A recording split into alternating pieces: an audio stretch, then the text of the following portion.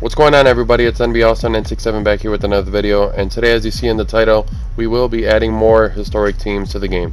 At least I will, not 2K, maybe they will.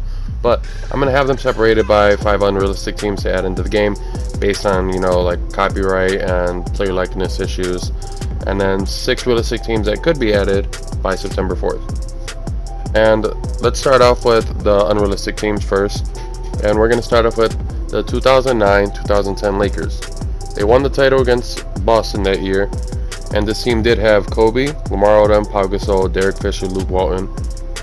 But the main problem with this is that they would need the rights to Metta World Peace or Ron Artest, Andrew Bynum, Shannon Brown, and just like it's not that completely out of the realm of possibility, especially because they did just add Lamar Odom back into the game this year. Specifically for my team, I don't think he was added anywhere else. For the next team, I was thinking a team that, actually accomplished absolutely nothing, but that's not what we're here for, because, they have the 07 Wizards. They have, I think they have the Penny Hardaway and Stephon Marbury. I think they have that Phoenix Suns team, but regardless, yeah, 1998, 1999, Houston Rockets with Scottie Pippen, Hakeem, Antoine Carr, Cuttino Mobley, and Matt Butler, just a few players that actually are in NBA 2K20 and other previous versions. But the main problem is Charles Barkley, because that's like the 2004 Pistons team that they have right now that doesn't have the rights to, Tayshaun Prince and Rasheed Wallace. Like, there's no point in using that team if it's literally trying to build up Richard Hamilton and Ben Wallace, and then you have Darko Milicic starting at power forward, when that did not happen in real life. Anyway, next team is the 1984-85 Philadelphia 76ers. This was Charles Barkley's rookie year, which that name alone means that it probably can't be added into the game just because of Charles Barkley. But they do have Moses Malone, Dr. J, Maurice Cheeks, Bobby Jones, and they did actually make it to the Eastern Conference Finals, which they would eventually lose to the Celtics.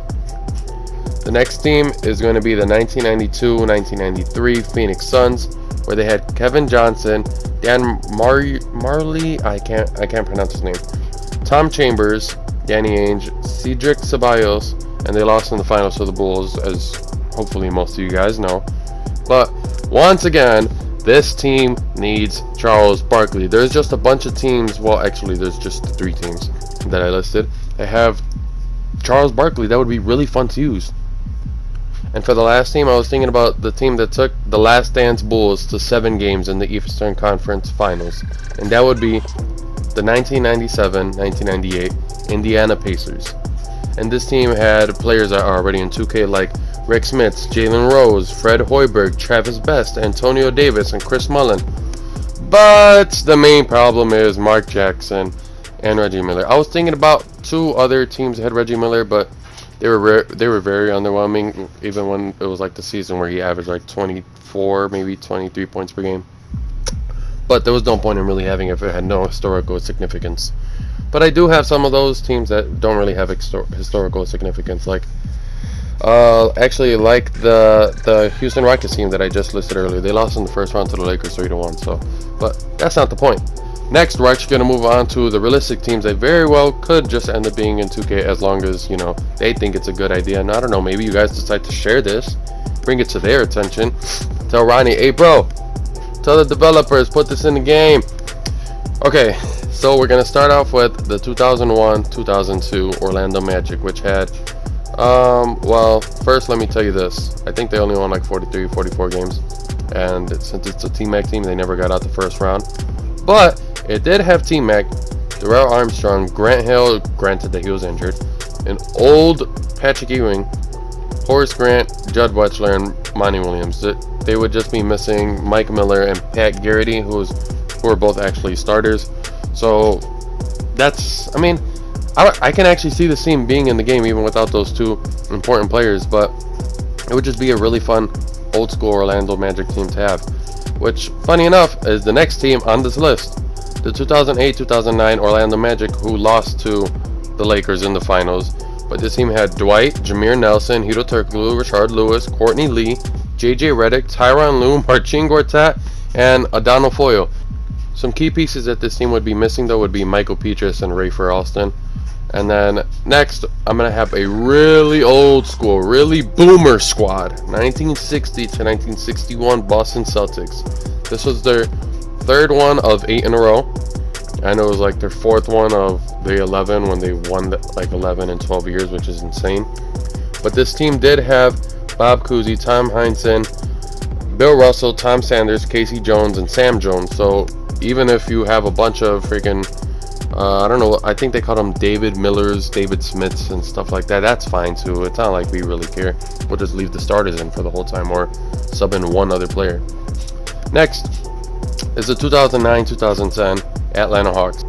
This team would probably be one of the most fun teams to actually use, which includes Josh Smith, ISO Joe, Jamal Crossover, Marvin Williams, Zaza, Jeff Teague, Mike Bibby, actually, no, he is in the game because I remember him being a reward card this year. And they would have number 1 overall pick in like 1995, question mark, Joe Smith. And the second to last team on this list will be the 2014 to 2015 Atlanta Hawks, which won 60 games under Mike Budenholzer, and they lost in the Eastern Conference Finals in a sweep to the Cavaliers. They did have 4 All-Stars in Millsap, Horford, Korver, and am I stupid? I think Jeff Teague, maybe. And then they had a starting 4 of All-Stars. The only starter that didn't make the All-Star team was DeMar Carroll.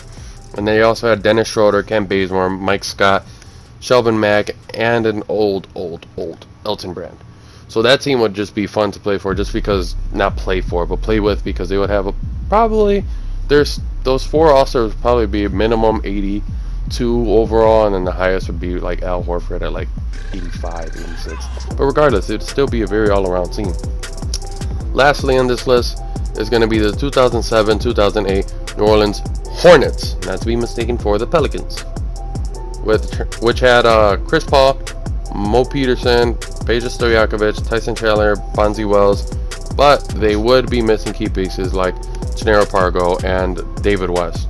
David West is the most important one in that, but I think even without him, it could still be. Actually, I'm not gonna lie to myself or to you guys. It still wouldn't at least be a good team at all, because it would be like the 2004 Pistons, just not good. Or you know what? It would actually be more like the 01 76ers, where it's literally just AI, but in this case, it would be just Chris Paul.